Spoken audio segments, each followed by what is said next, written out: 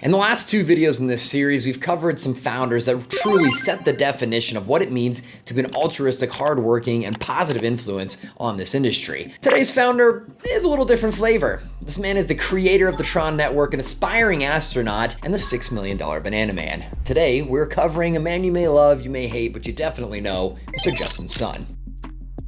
After spawning in China in 1990, Justin Sun went on to graduate from Peking University, one of the most prestigious universities in the world that some people say is even harder to get into than Harvard. And as if that wasn't enough, he then went to the University of Penn to get another degree in the US. So we're off to a pretty good start. From there, he founded Piwu, I'm probably pronouncing that wrong, which was basically kind of like a Tinder meets live audio streaming app kind of a thing, dating app of sorts. Anyways, it goes on to become the largest live chat app at the time in China with more than 10 million users.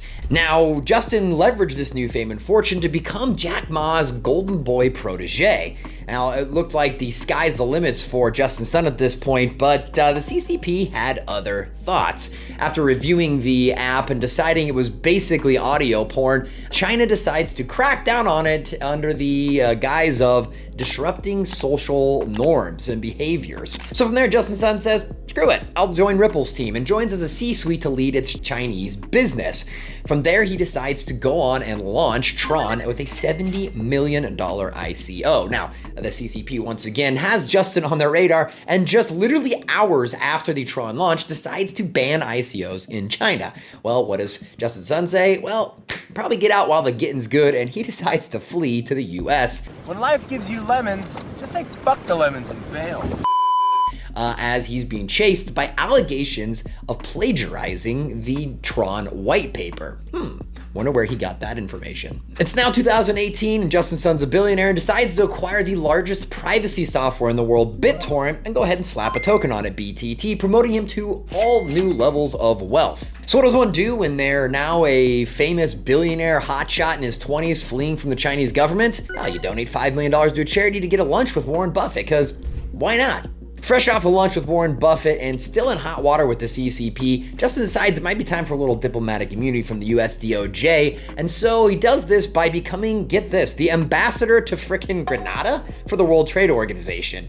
Okay, so at this point you might be thinking, why is this guy infamous? Who hates this guy? Sounds like an absolute Chad. Well, while all this is going on, there's constant accusations of wash trading and all different kinds of schemes that he's using to create the massive wealth of multiple billions of dollars that he now has from Tron, BitTorrent, and a number of other schemes. Which of course leads to 2023, where he is sued by the SEC for exactly that, wash trading and celebrity shilling to make money. So what does he do? Well, billionaire who is addicted to the limelight, he does another publicity stunt and drops $500 million, yes, $500 million, into ETH staking, becoming the largest individual staker on the planet because, again, billionaire, fuck you, why not? Then in 2024, for his next publicity stunt, he anoints himself as the prime minister of the fake country Liberland. Because what do you do when you've pissed off the two biggest superpowers in the world and you're a young billionaire? Well, you buy an island and create your own country, of course. Not too long after, I'm assuming for no other reason than he's an attention whore in his stunt, or attempted stunt, to create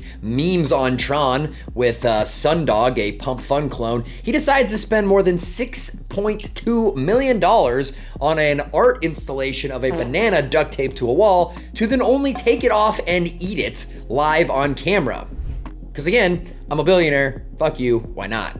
Fast forward to 2025, it is full on Trump admin crypto mania. They're launching memes. The SEC is forced to drop the case against Justin Sun, and he is once again in the free and clear. Justin then decides to leverage up this opportunity to buddy up with the Trump administration, aping $20 million into the Trump meme coin and becoming the #1 holder, earning him a private dinner with Trump in 2025, where he then takes that relationship to the next level by YOLOing $75 million into the WLFI launch, Trump's DeFi project, where he hits a clean 10x, making almost $700 million in one day. Now, this is where he may have made his biggest blunder ever, maybe finally biting off a bit more than he can chew, as he tries to circumvent the vesting schedule for the World Liberty Finance token and gets himself in a little hot water with the old Trump family, who then blacklists him, locking over $500 million